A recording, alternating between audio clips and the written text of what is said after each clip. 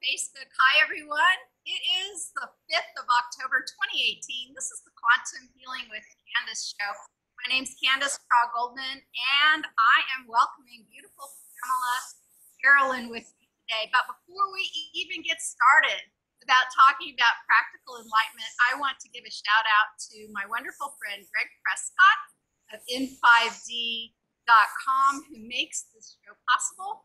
I also want to say thank you to all of our Facebook friends who are joining in. I have a second computer over here, and I'm going to be watching and taking any questions maybe while we're going, or at least watching them come in.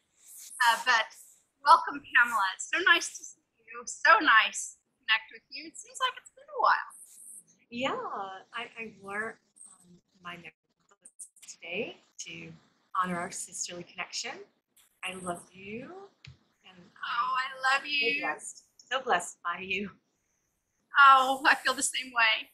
I feel the same way. Today, Pamela and I are talking about practical enlightenment, and I thought it'd be really great, Pamela, if we could start with some simple definitions.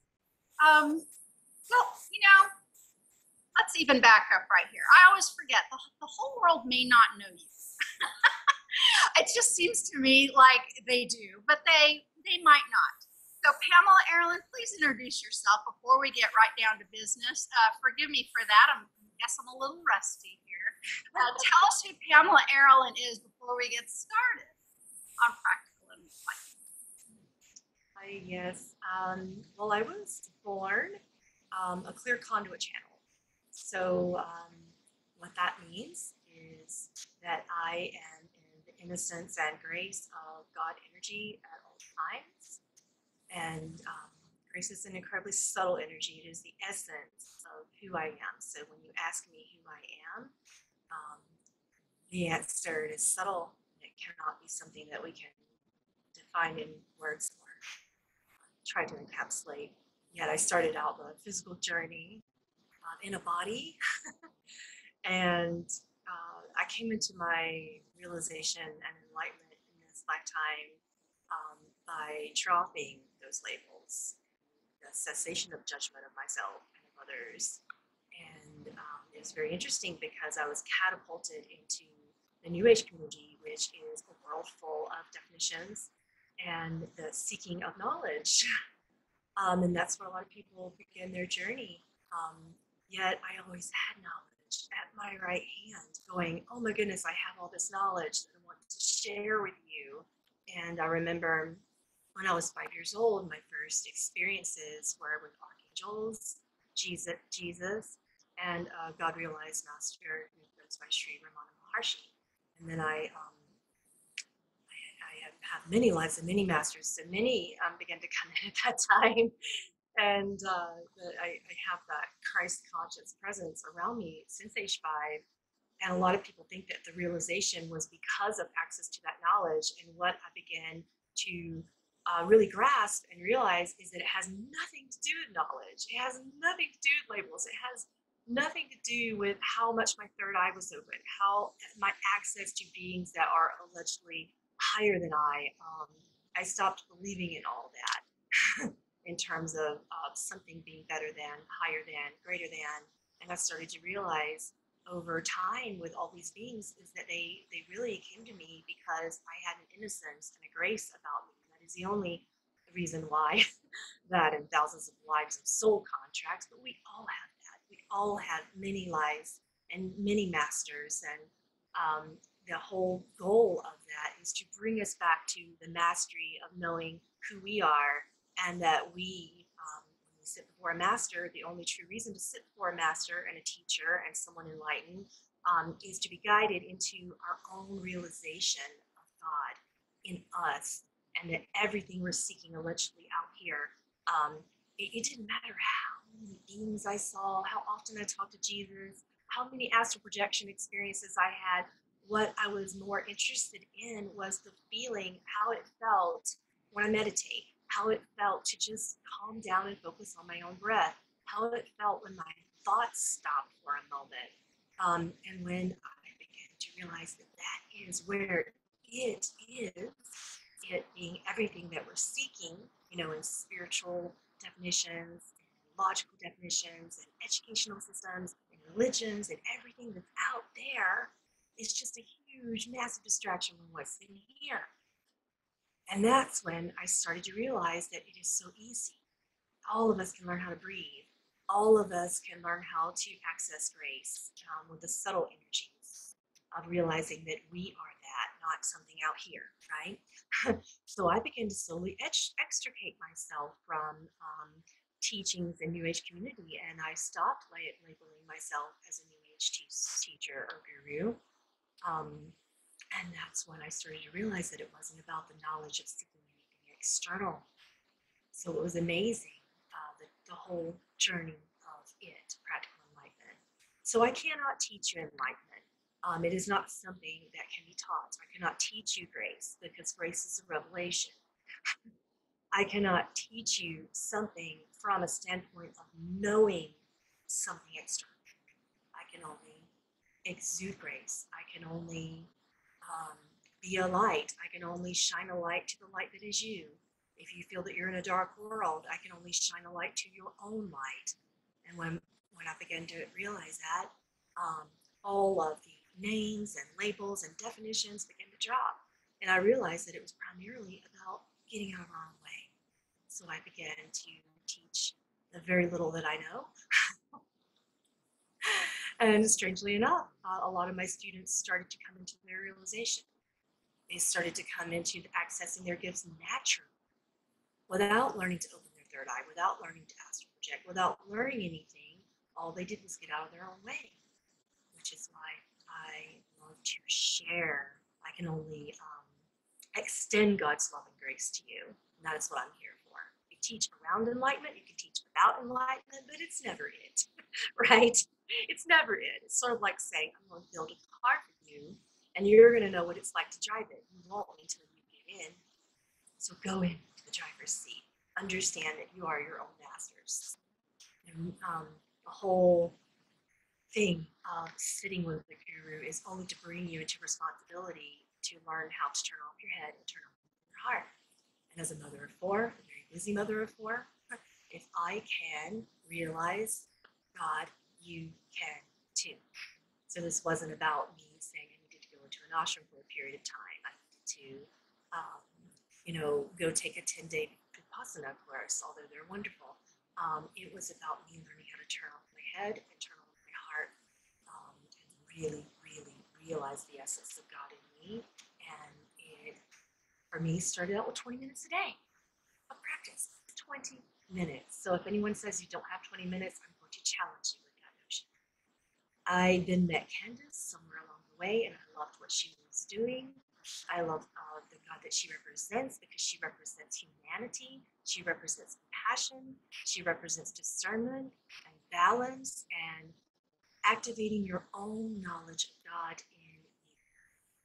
Something that the masters taught me early on is that if we get out of our head, God is very apparent, which is why I love quantum healing, because it teaches you how to get out of your head and talk to your essence and just become your essence and clear all the accumulated debris of memory that's carried through from lifetime to lifetime to lifetime that's not very apparent when the world is going on in its paradigms and its cultures and its matrix third-dimensional structuring of beliefs that it teaches us that kind of shuts that off. So I love what Candace does because she helps you turn God on by getting out of your own way. And that is not a religion. If it were, it would be a religion of love. But it is not a religion. It is grace. She is here to represent grace, perception, what she does, which is why I'm here today, to talk about how to bring that into the worlds of your processes, to talk about how it's apparent in process work, to talk even a little bit about how to get out of your head, during quantum healing and during other processes that you may have questions about. Beautiful. So I love it. We get to hear from you about how you're dropping definitions. I started out asking you to define something, but I'm laughing at myself as I'm saying that because you so beautifully talked about how even with all of these gifts that came to you so early, being able to another being. And I'm hearing a little hiss. I'm sorry, but with your microphone in case that we may need to do that. Jesus may be here. Yeshua may be here. For those of you who have not experienced Pamela on live video before, sometimes we have.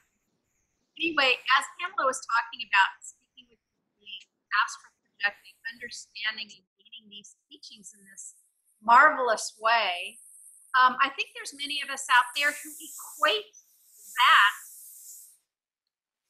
with enlightenment, right? And I'm not sure that that is the kind of definition that you're really talking about here. It's not, because what I'm trying to share with you and extend to you is in my experiences prior to realization, in my experience as I had my beginning awakening experience, my first Samadhi at age 5. So Samadhi is the bliss-like experience of, in Kriya they call it Kundalini Rising, which is only a part of Samadhi, but in many New Age community they call it the awakening. I had that at age 5. So I had all those things and I thought for sure that's enlightenment because I can see, I can hear, my third eye's open and I know how to do it, so I can teach you how to do it. It is knowledge, it is an action, so it's easy. So I began to teach people how to open their third eye. I began to teach people how to channel starting at age 24. I've been doing this for about 20 years now. And what I observed along the way is that if you activate external knowledge without really understanding God in you, you will go mad. So I had people going, well, I took all your programs and I went insane and ended up in a mental institution. I am severely depressed. I have severe panic attacks because I don't understand what I'm seeing. My Kundalini is rising and my third eye is opening. I'm seeing something that appears evil and I am scared. So the only way to come into this world, which the world, by the way, automatically programs you with fear. You are programmed with stuff is good, stuff is bad. There is light, there is darkness. There is a dualistic programming that teaches you that you will not survive if you do not fear things. So if you are having all that and you don't really realize who you are first, and that you are God first, you don't fundamentally know who you are. I'll turn up my microphone. I don't know how. Give me a second. Yeah, take your time, see if you can't get that, because some of our Facebook people are saying they really would like to hear you a little more clearly. It seems sort of like windy or some static going on. That better? I turned it up. Yes, I think that is better. What do you think, everybody? And it's incredibly yes. soft. And Susan Samadhi just said it was better. And isn't that Samadhi? Is that how you spell the word that you were just talking about a minute ago? It's close, but that one very much does have that essence about her. Oh, beautiful. Yes, I can hear you better myself. So whatever adjustment you did, that's great, because we want to hear everything that you are saying. Well, I love that. So I really hope everybody has heard that out there, that you don't have to do or experience all of these incredible things that Pamela was talking about to consider yourself on your way to enlightenment, or that you are experiencing any sort of form of enlightenment. And maybe some people think that as soon as you are enlightened, maybe you leave the planet. But isn't there that old saying, chop wood, carry water, before enlightenment, and after enlightenment, chop wood, carry water? I mean, isn't a little bit of that what you're saying here? And maybe you can even gain enlightenment while you're chopping that wood or carrying that water. You can realize God the quicker you chop wood and carry water and turn off all the other things that you need to do. So enlightenment is a being state. So it's one of those things where so many people come to me and they're like, well, if I go into your practical enlightenment program and if I begin to realize myself, I realize God, what happens in my relationships, what happens at work, what happens? Well, it's not a matter of external circumstances telling you how you're going to feel and telling you that you shouldn't be that way and then therefore you don't fit in because you're this enlightened weirdo. However, you will begin to observe on the way in your experiences towards enlightenment, you will begin to observe that a lot of that just seems insane to you. For those of you who are going through awakening experiences, this is what I hear from you. You attempt to go to your jobs. You attempt to be in relationships that no longer serve you because you have outgrown them. It's the contracts that serve you that no longer do, and you're clinging on to them because you're scared of what it might feel like when you realize love. And how insane is that? Love is still going to be love. You're still going to be in beautiful relationships. Will some of them fall away? I don't know. You only know that. You only know if you are still aligned to that relationship anymore. And would you want to cling on to something that no longer aligns in your service? And would it still serve that other person if you go into a place of realization and you no longer align towards that experience with them? If it didn't serve you, that means it doesn't serve them. Why is that true? Because you are not separate from them. In enlightenment, we do not separate the fractals of God that are walking around in bodies in this world. They are you, you are them. If it ends, it means it no longer serves and everyone has expanded. So what are you afraid of? I have a question for you, Pamela. As you are walking about the world, seeing all of your beautiful fractal brothers and sisters out there, as you are watching them, just walking down the road or in an airport or any place you might be, can you just by looking at their energy field, their aura, passing them in that way, can you kind of see where they are on their path as they move past you in mass? What's that like for you? Well, let me share a little bit about my story. When I was going through, I had been through 33 Samadhi experiences until there was no more experience, until the experiencer became the experience, and then there was nothing between the two. There was just God. At this point, I don't see anything as an experience. It's all God. Walking around, there are a bunch of little me's out there, and upon Samadhi number 33, I had been there for quite some time. As a matter of fact, I lost track of hours and days, and became really, really interesting. And I came out of the meditation and my clothes were soaked. I was in a deep, deep meditation, a deep bliss, and I was freezing because my clothes were soaked with tears. And when I opened my eyes, I kind of rubbed them a little bit because my physical vision, I thought, was trying to trick me. I began to see my own cellular energy and my own self in every single being, in every single thing. It didn't matter because I didn't perceive anything as dead. So I could look at the table and see fractals of my own essence and know that I am it, and I created it, and its form is not, it's moving and flowing. And I have to, throughout many of my Samadhi experiences, I would see things such as form. And I think my eye prescription changed about a zillion times because I no longer began to see form. So there was some interesting things that happened along the way where I am now almost legally blind, if you want to view it as that. So I don't see the way you do. I only see things in this formless wave of energy that is every God is moving and flowing and breathing throughout every single thing, every single body. And I woke up and I only saw me, and I wept. And I wept some more. And then I tried to explain it, and no one understood. They said, "What kind of, did someone slip some drug into your drink? Did you, are you high?"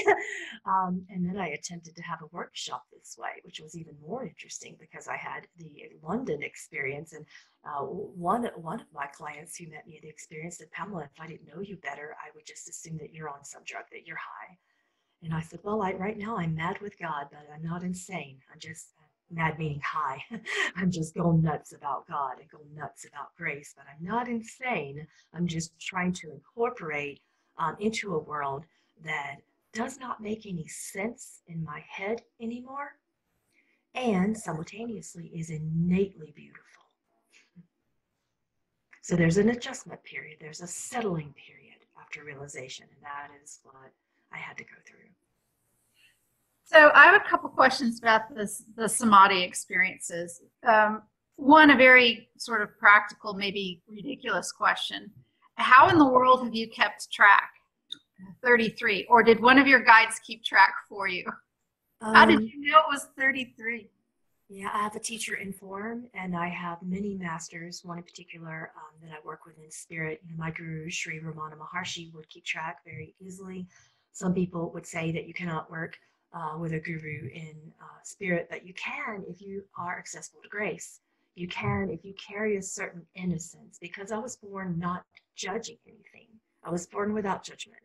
And because of that experience, and I can definitely share and teach with you how not to judge. It's one of the courses in the Practical Enlightenment. Is how to turn off judgment, how to access grace. We just taught both of those beautiful classes, and they're still available right now. So we learn, we teach you, and I call this the great undoing. We slowly teach how to undo the programs. Some of those programs are religious programs. Some of those programs are programs of shame, which you are shaming yourself over and over again. We allow you access to have you try to observe your negative beliefs that come from those programs, and then you turn off belief. And this is another thing I love about quantum healing and the way that you specifically do it, because I noticed that in observing you with people, that you teach people how to get their head out of the way. Yeah, we definitely attempt to do that, because it's some of that programming, and so much of it's just habit. It's repetition and habit, because you think you don't have another choice, but you really do. That's one really interesting thing about doing some of this work, is some people can actually get to the point where they see right before they decide to believe something, or right before they decide to act on a belief, even right before that, they're deciding whether or not it's still a belief that they want to hold, keep, and express. You have the power to change some of those programs and beliefs, and that's great that you're telling us a little bit about what's coming up in your program. So I've got more questions about Samadhi stuff, though, but I definitely want to hear more about your program. What I want to know, so the Samadhi experiences, two more questions at least. One is, did they build upon each other? Yes, absolutely.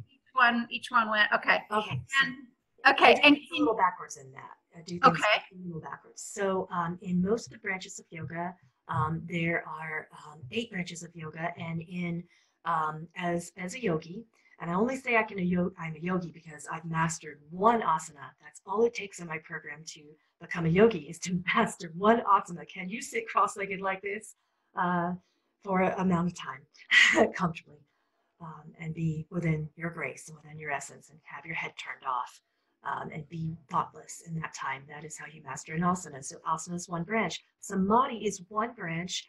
And I kind of went about it backwards, because I have many masters, right? One of my masters, Guru Dev, taught me something called transcendental meditation. And while I have to legally say that I am not certified by any master on this earth, I can only tell you what my master taught me. And it didn't take a program to do that. So there were certain little tips that he taught me about accessing what I call source tones. And in source tones, there were certain words that you can find given by God or a realized master. So you can have access to those source tones. A realized master can give you those source tones. And if you feel in your heart an alignment to it, what you do is say it over and over in a certain way in your mind, in a certain way. And it quiets out the thoughts. And we, in yoga, we call this point of focus. That's called the dhyana. So that's spelled Dharana, which is another branch of pratyahara. So what that does is that kind of turns off everything that's an external focus. So when you have egoic thoughts in your mind, when I mean ego, I don't mean arrogance. I just mean your head, just thought, right? We're programmed with it from birth, and it automatically teaches you to be fearful. So we're turning that off for a little while so that we can feel something that is wordless, definitionless, so that we can feel God's grace, which is subtle. You can't hear. Grace is subtle, like a feather. Your thoughts are like a brick. So if you drop a brick on a feather, how do you think you're going to feel in your enlightenment experiences? This is what I was noticing from time to time, is that people were going in and out of Samadhi, in and out of Samadhi, constantly seeking, having a burning desire for the Samadhi, which is beautiful, by the way. You want that burning desire for God. Believe me, it is beautiful that you want this knowledge. However, if you access it prior to knowing the tricks of the body, knowing how to unite yourself with breath, really understanding this beautiful form that you've created called the body, even though you are not it, you are choosing to incorporate God with it at this time. And if you ignore it by sitting in Samadhi all the time, it can be an interesting experience for you that can actually cause some discomfort, and that's me putting it mildly. You're going to be afraid of what you see. So in my Samadhi experiences, I started out with overcoming fear of what I was seeing, because I went at it backwards. But I did turn on all the other branches of yoga by understanding the point of focus with sound, with divine sound.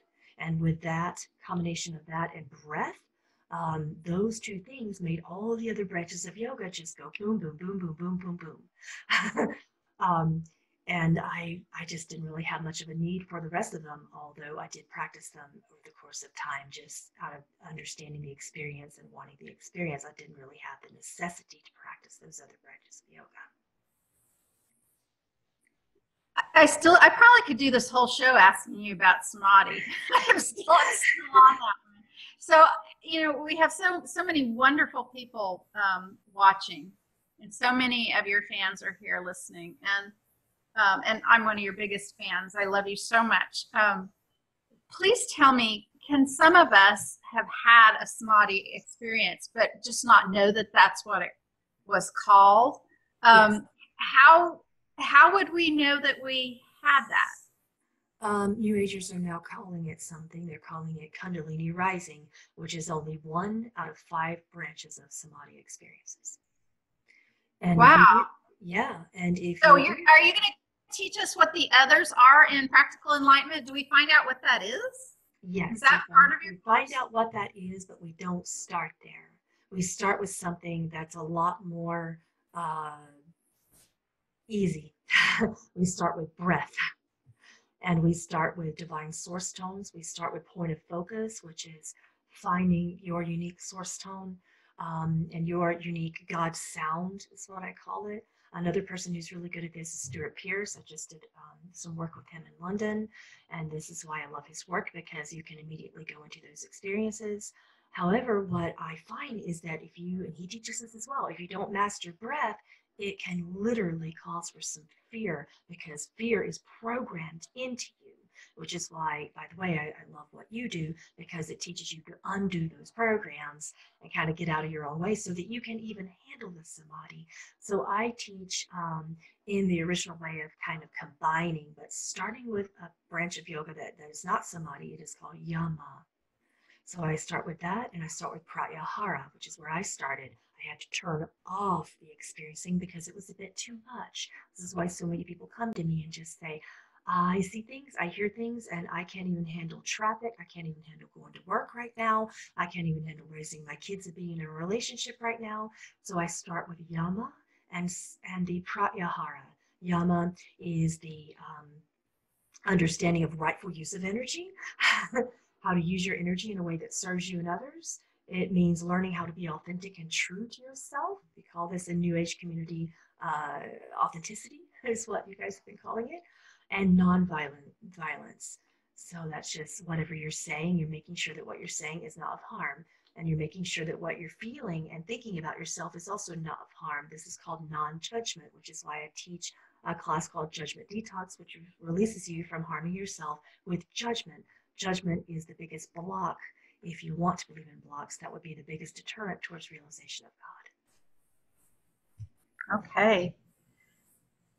You're using a lot of terms from yoga, and of course, many of us have heard a lot of these terms. And And as I was listening to you speak a little bit about practical enlightenment on another show that you were doing that is on your channel on YouTube, which was super great, by the way, I started thinking a little bit about, because you did talk a lot about particularly the American or Western culture concept of a lot of this stuff. And so, of course, we Americans, Canadians, Europeans, we've embraced yoga over the last couple of decades. And many of us loosely throw around some of these terms. Some teachers do, and other teachers completely ignore them. They just focus on, make sure your leg is like this, and we're working on balance, and now you're going to do, downward facing dog or whatever. But we're still, even in yoga, we're focusing really, as Westerners, kind of on the doing again, aren't we? Which is, and that's okay. That is the asana branch, of yoga.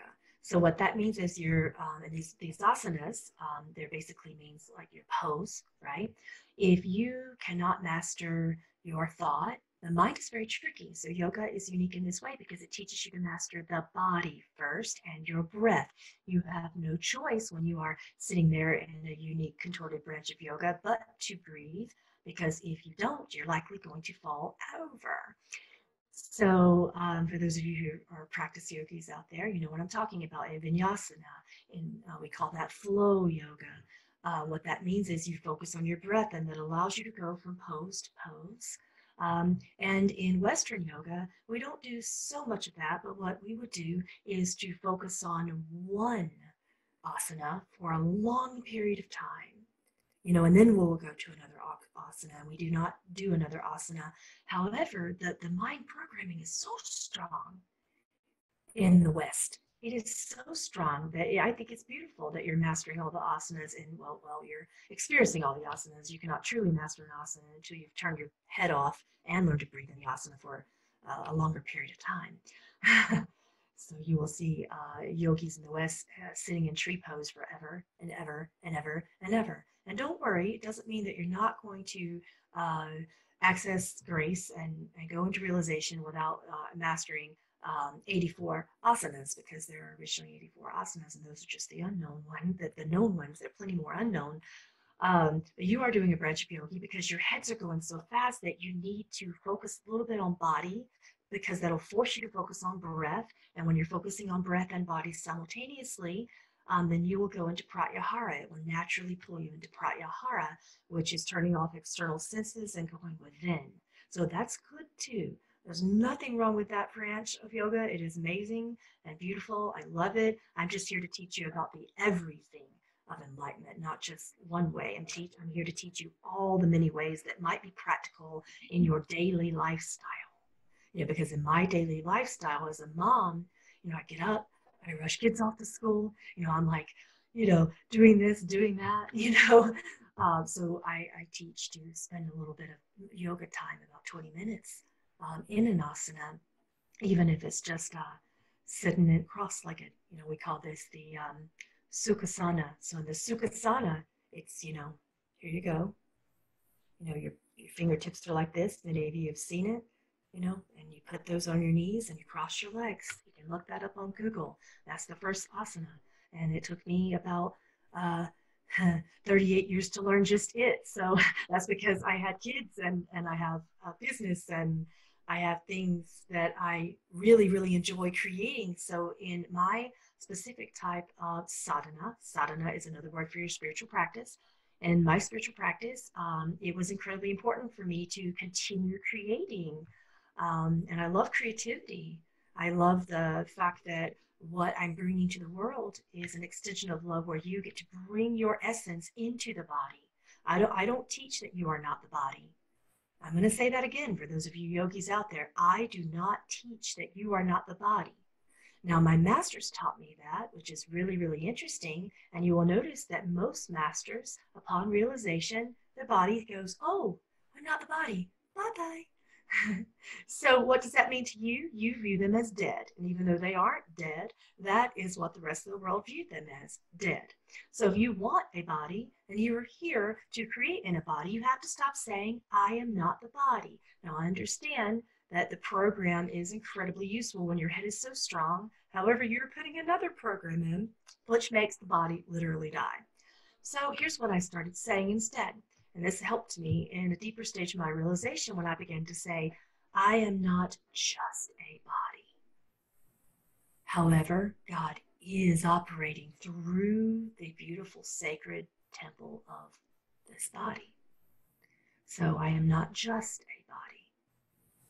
Okay, just switch your wording up a little bit. Program is real tricky. These brain programs are tricky.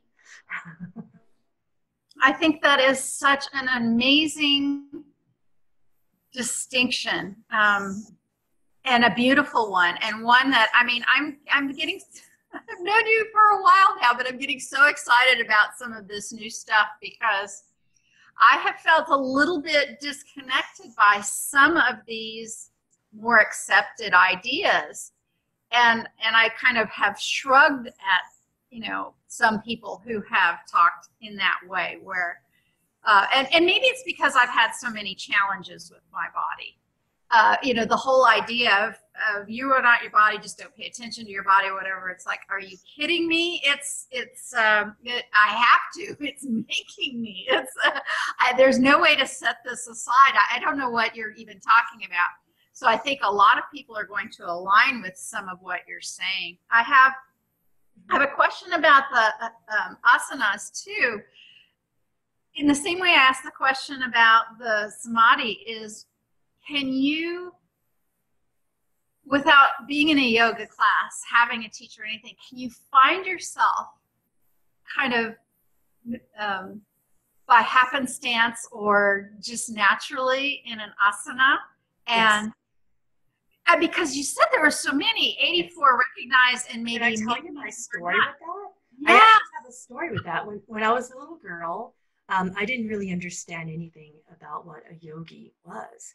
And now when I was older, you know, someone asked me, who am I? And this is before I had really mastered the self-inquiry process. And I said, I am a yogi. And it came out of my mouth before I even knew what that was, right? And this was maybe 4 or 5 years ago. So when I said that, you know, publicly, however, when I was a little girl, I didn't really know those terms, but my mother would catch me standing in this position, and she thought it was from dance class until I think she went to my teacher and she was like, why is my daughter standing like an ostrich? Why is my daughter standing like a flamingo? Like, why does she have one leg down and one leg perched up and really like rested on her thigh? This is really, really strange, and she's gonna lose her balance and fall over. So mom was like, stop doing that. That looks so weird. Why are you always doing that? You know, but it was something that was kind of, we called it karma, that I really like to address, that all karma means is accumulated memory. So this comes in at the cellular level and kind of follows you around, and you could choose to keep it or let it go. Simple as that. That's why processes like Candace's exist, to help you choose to continue it or let it go. So within that, I was carrying some accumulated memory, some karma, that would teach me, to help me remember that I am yogi, that is a role. It's not that I am that, it's just a role that I needed to remember for this lifetime. I see. Okay, excellent.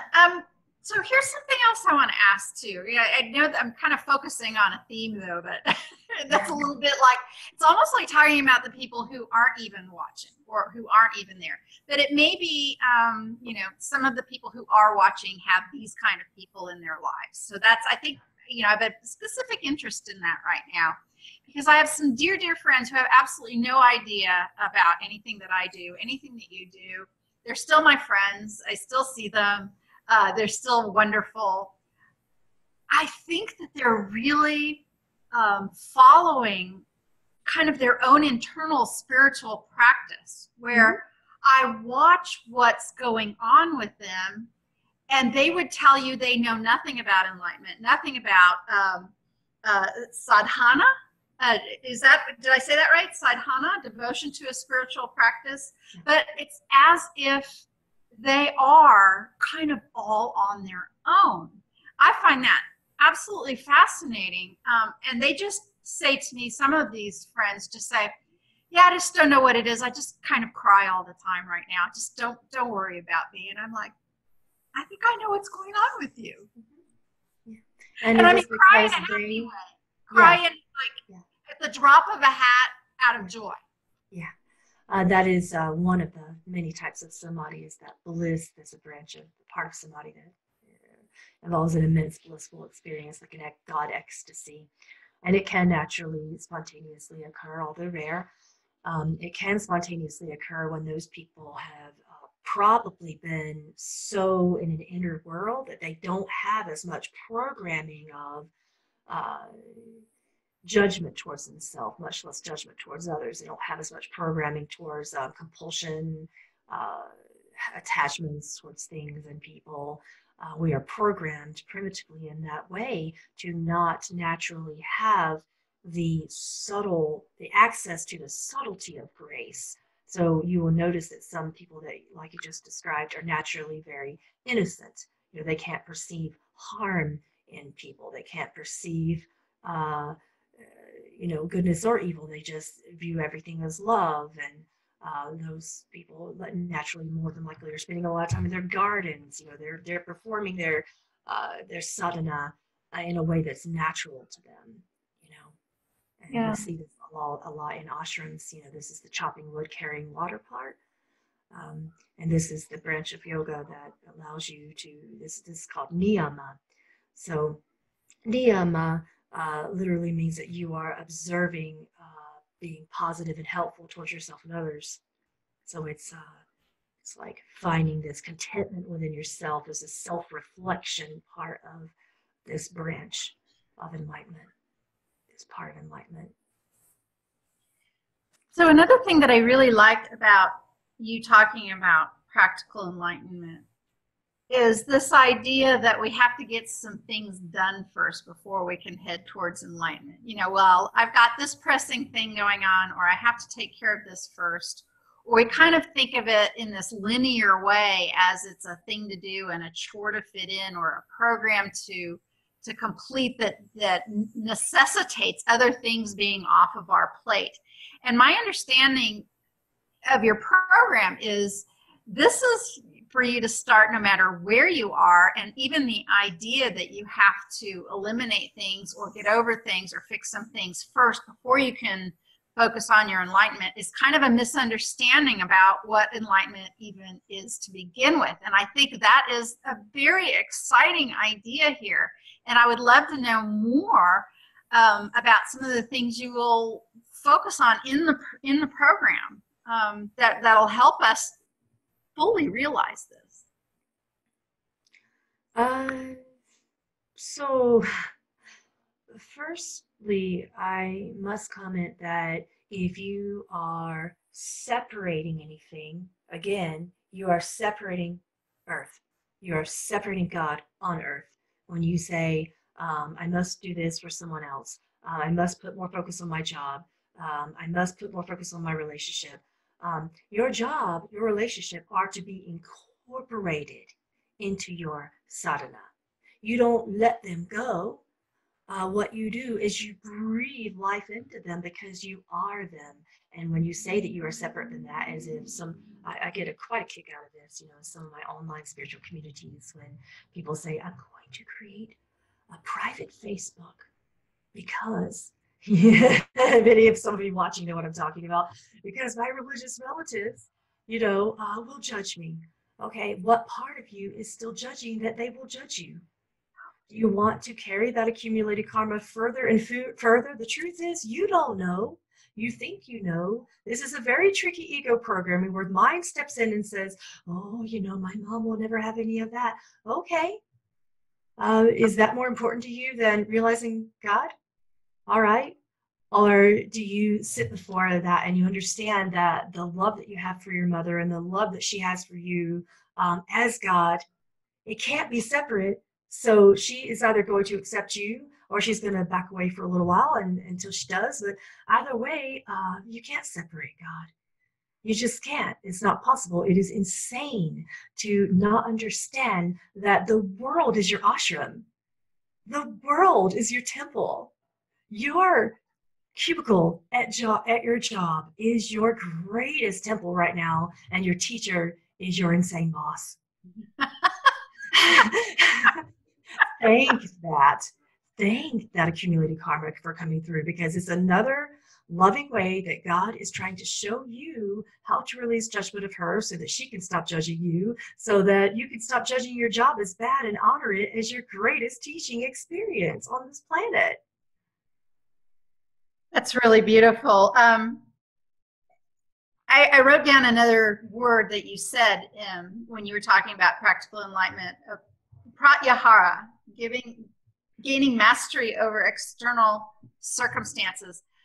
I mean, that is probably one of the most important things any of us can learn in this crazy, chaotic world, because if you pay attention to how fast and how big and how complex and how much is thrown at us every day, and think that you can handle all that first before taking care of yourself or your own heart, you're going to be in trouble. So I'm looking forward to see how we can learn how to do that better. Yeah, absolutely. So pratyahara, the prati part of it, that means to withdraw, draw in, or draw back. Ahara means food. So what is food to you? And yes, that is physical. I mean that very literally, that you are going to need to become disciplined about how you're feeding yourself, both with what you put in your mouth and what energetic frequencies you are pulling into your circumstances. So there are many pratyahara practices that bring you into what's called focused concentration. So in focused concentration, this is a part of pratyahara. You literally go in and you focus on your breath as a point of focus. This is called prana. So with prana, you're focusing on, you're feeding yourself with your own. Prana literally means chi or life force. So you are feeding yourself. This is why many of you who followed my journey, you remember when I had times where I was sun gazing, I had times where I was experiencing earthing, I had times where I would go into meditations for days and cancel your appointments for a while. Sorry about that. There was a reason. So that was pratyahara. And if this happens in spiritual communities as well, that you are overwhelmed with teachings. You're like, well, so-and-so is teaching, focusing on the violet flame. Okay, that's a point of focus that you can pull into your practice. You don't have to stop doing what you're already doing. However, you need to simplify. You can't have 50 million different practices that are just basically obstructing you from such a simple thing as breath. When you have so many practices, then what you're doing, if you don't incorporate them into the simplicity of breath and pratyahara and feeding yourself with everything, then basically you're going to go into this idea that everything is external. This is where we start out with these programs. When we believe that we are only a body, then what we believe is that all this is overwhelming. This is why so many people leave spiritual communities, because they're like, well, you're teaching this and then spiritual's teaching that, and I just can't keep up. All right, don't. Don't. Pratyahara is a matter of honoring the practice of breath, sitting in an asana, and just going within and having a point of focus. I don't care what your point of focus is, but I have many that are really, really good that brought me, into realization. So you do that because initially we are taught that everything is external and that everything's hard. After realization, you don't see it that way anymore. You will be energized by alleged external circumstances because you understand that there is no further experience or experiencer. The experience and the experiencer have become one. Therefore, you take responsibility for everything. I remember prior to realization, I'm like, I can't do as many sessions. I can't handle all this stuff. I can't. Oh my God. And my masters were going, pratyahara, pratyahara, pratyahara. And I listened. Okay. And I turned the world off for a bit. And some of you were worried, because the body was kind of falling away a little bit. Okay. And then after realization, I went, oh my God, it's all me. I can be responsible for it all. Sure, send me some emails. Sure, send me some messages. Sure, drop by my office. I created this. We created each other, and I got this. I feel like I have the energy of a bumblebee on some sort of ecstasy or something. Except it's not like a drug ecstasy. It's like God ecstasy. You know, I'm mad with God. You know. That's it's a fascinating thing to mention though, because I actually was wondering a little bit about that. I was wondering this morning about people who either have addictions or addicted behavior and to anything, substances or chemicals or even repetition. Some of us can be addicted to just simply scrolling on Facebook. And I wonder, sort of these, are we trying to do some sort of self-soothing in a distracted sort of way when we really want some of these things that you're talking about? Isn't that what we're really yearning for? And we substitute some of that with these addictions. And what do you tell people who are maybe struggling with habits or addictions that they know aren't the best, but they don't really feel like they have a whole lot of control over them? In practical enlightenment, we call that rightful use of energy. So you simply become aware, and these practices help you become more aware when you're sitting in an asana for even a short amount of time, and the point of focus is breath, and you learn how to turn off your thought. When you come out of that stage, you become hypervigilant. Because you are accessing grace. When you're quiet, your thoughts are quiet, you have more access to the subtlety that is the grace of God. So when you open your eyes and you go about your day, we call this meditating without meditating. That's what my master taught me.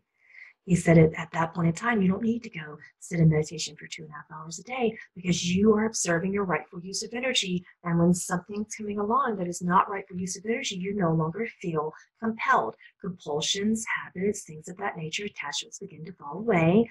And this is when most of you say, I don't know why, but Facebook is really bothering me, and I'm actually going to take a break from it for a while. You are honoring the branch of yoga that I call rightful use of energy. It's called Brahmacharya, or Brahmacharya, depending upon your dialect. So in Brahmacharya, basically you are simply observing what is rightful use of your energy, what is serving you and your sadhana, your spiritual practice, and what is not. It is as simple as that.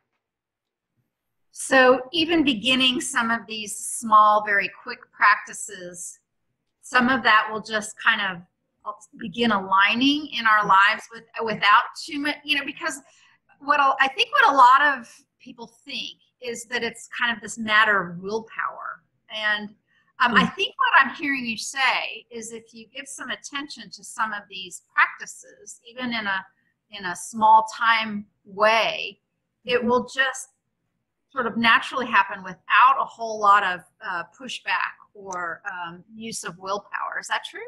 It is, and this is what I love about some of the tips that were taught to me by Guru Dev that are also taught in Transcendental Meditation, except he taught me a little differently. So my way of honoring his practice involves what I call source tones. So he gives me certain tones that honor the divine creator within me and that bring me home. This is what he said. He said, you're going home right now. And believe me, that feels so good when you say, I want to go home. I hear that a lot in New Age community, but the kingdom of God is in here. Home is in here. You have universes upon universes upon universes in you. And I literally mean that. I mean that not just like the metaphor of your heart. I mean in your cells. I mean this quite literally. There's a science to this that Yogananda taught me. So basically speaking, we're coming at this from the scientific way, which is what Yogananda brings to me, to bring to you, or coming at this from the way of honoring source tones and turning on the dhyana, which is the focused concentration through source tones, which is similar to TM. It's taught by Guru Dev to me, and it's taught by transcendental meditation masters around the world as well. Except, like I said, he taught me very specifically and uniquely and differently. I'm not affiliated with transcendental meditation, and I am not licensed to teach you anything or just certify you in transcendental meditation. But I was taught by all these masters that taught the world these specific practices like Kriya, okay, taught to me by Yogananda and Babaji. So between the two of them, it happened naturally. I did not have to go get certified by it, nor do I hold an affiliation. I just have my own way taught by my masters.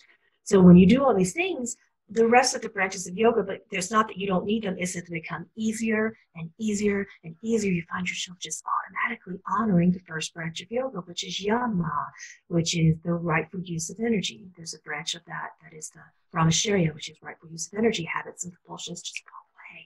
It's not as hard. So for those of you saying, well, this is hard, and I need time, and I need this, and I need that, I am a mother of 4 in a current, dedicated, committed relationship. So out of anybody, if I can do it as a mother of 4 in a relationship, you can too. That's just great. So just to kind of sum that up a little bit, people who find distractions or addictions or habits or compulsions, is it correct to say that they kind of maybe feel like they are searching for their home there, but they're trying to replace that? It's kind of a stopgap, but it's, once you realize the real way, which is within, a beautiful quantum healer that I know named Lori Paulina just started a YouTube channel. I love him so much. And in his very first video there, he was talking about the word inspire, and then he was relating it to the word inspiration, which is, of course, breathing in. And I thought that was so brilliant. And I think that really, really connects here to some of the things that you were saying. And my own mother, who breathed so shallowly, so much of her life, our entire family just used to look at her and go, breathe. Because she just would breathe right here, right here. And she was so anxious so much of her life. And if we could all just use more of our lungs, I think a lot of us are guilty of this, sort of using just the top part of our lungs, for a great part of the day. This idea of breathing more can bring us more energy, but more inspiration just by taking a deep breath. Yeah, absolutely. We call that pranayama, which is the 4th branch of yoga. And it is to be used with all the other branches that I just mentioned. And we think of it as a simple thing, but most people have no idea who they are fundamentally, much less knowing how to breathe in a body. So if we think about the body for a moment, I want you to just think about how beautiful and complex and sophisticated this machine, this tool is. I mean, we have cells that are dying and being reborn and dying and being reborn all the time, right? And and we basically are so busy running here, running there, doing this, doing that. Mastering the body requires breath. You notice when we are not honoring the body, automatically in anxiety, you get a shallow breath, and the breath starts to go all over the place. In Practical Enlightenment, we teach you the mastery of that. And some of you are going to say that's boring. That alone, as the pointed focus, that practice alone with focused concentration can bring you to enlightenment. So it doesn't matter that you think that you have to have all of these practices honored. It's helpful to have a lot of different branches of enlightenment to go towards in yoga. However, focusing on your breath so that you can master the body has to come first. Why? Because it's the easiest. The mind will trick you into all sorts of things. And there's so many processes out there to teach you to master the mind, but the mind's a tricky little thing. The mind just tells you, oh, you still have this belief, you're not healed. Oh no, you're suffering, you still have an emotion, so you better view it as pain because you're not healed, and which means we need to do something else. Breath is not doing. So we master the breath within the body because it's easier to master than your head. Your head will try to trick you over and over and over again. There are tons of tricks. And it's trickery all the way around. The ego's trickery. I'm not a person who will probably ever go get a tattoo, although I found myself with those temporary ones at times. But I've always thought if I ever did get one, or maybe I'll go get myself a whole pack of temporary ones that just say breathe. that just say breathe. And I think that's beautiful and a great first way to start all of this. So we've been talking for about an hour. Why don't you tell us how someone can find your Practical Enlightenment program? When does it start? How does it work? How long is it? All the details about it, please. Yeah, I started sharing it just a few weeks ago on my Patreon community. So that's Patreon, Patreon, patreon.com/Pamela Aaralyn, my name. And that's if you want to take it from a group perspective. And it's very, very affordable. I think the first, I think it's like $13 a month, and then it gets higher from there. And then if you want to work one-on-one with me to become a little bit more accountable for it and just get very, very deep into it, which I highly recommend. And I recommend that for a reason I'll tell you about in a moment, but you can find me there at PamelaAaralyn.com. If you click on mentorship, any of those programs will bring you into practical enlightenment. So that's what that's about. And so many people ask me the question, do you need to sit with a guru? Do you need to sit with an enlightened being? And you don't if you are accessible all the time, 24/7, to the subtle aspect of grace. If you can view everything as innocence, if you can view everything as love, go on with yourself, and you do not need a master. If you have any degree of judgments or attachments or habits whatsoever, if you have any of that going on, you are likely going to need a master or a guru or a teacher to bring you into a true guru. The only definition of that is someone who brings you into your own mastery. That is my only definition of guru. Someone who holds you accountable and responsible, so that you can't just say you're doing that and then not be doing it. A guru will know, because a guru is normally often a mystic, and we will check in on you. So many people who work in my program are like, did you seriously just come into my dream? I'm like, you're darn straight I did. Did you seriously just check in while I was meditating and make sure that I had that asana right? I'm like, yeah, I did. And I told you when you didn't have it right, and you heard it, didn't you? So that's a little bit how I work. So many people say, I saw you in a dream. I saw you in the astral realm. This is how a guru will work with you. As well as sitting before you either in person or on Zoom or in any other way that's accessible to you. You don't need to come out, onto my land and property and come sit before me if you don't have the money for the plane ticket and don't have the time. Just another whole other thing, this time conundrum that people feel like they don't have any of it. I've made it so simple. I teach it for free on YouTube as well, for those of you who don't want to pay for it at all, because you already are enlightened. You just need to simply realize it. And these practices help you realize what you already are, which is light. So if you don't want to put any investment in it, that's fine too. Follow me on YouTube. We give it once a month, and you'll see some teachings there as well. I have given it to you from the free to the expensive. So whatever you want to invest in, you cannot say it's not within your budget. That's just perfect and so generous of you, Pamela. So there's no real start date. Nobody's going to miss anything. It's all kind of recorded and available either on YouTube or on Patreon. Yep, it is available. The program started 3 weeks ago, and the replays are right there on Patreon, and you can find them there. And and if you want to be taught one-on-one with me, I will give you everything just in these one-on-one experiences, either in person or on Zoom. You could come to the in-person events that I have coming up. I have one of them coming up in November. So there's you can find that event on my website. If you go to the website and click on events, there's just so many ways to have access, because I believe that this grace is accessible because you are it. There's no way to not be in grace, and the fundamentals of what I exude and share with you is grace. I cannot teach you grace, but I am an extension of grace on this planet right now.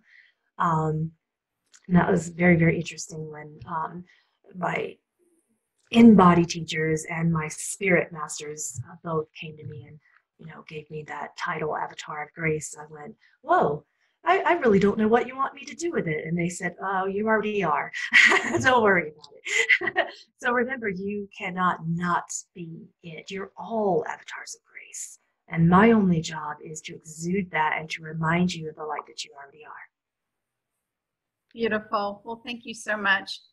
Well, before we go, I want to tell you or thank you because you had me sort of realize something during this program with you today, and that is, you know, some of what I do, the BQH, the quantum healing sessions. Sometimes, you know, some of the most important thing about that is the simple relaxation of the body in a nice position with a spine alignment and with some deeper breathing. So this all kind of works together in such a beautiful way, and it feeds off of each other. And I also want to say, for those of you who are fans out there, you know, Pamela has a code. It's Pamela Aaralyn, her whole name, Pamela Aaralyn in capital letters 10.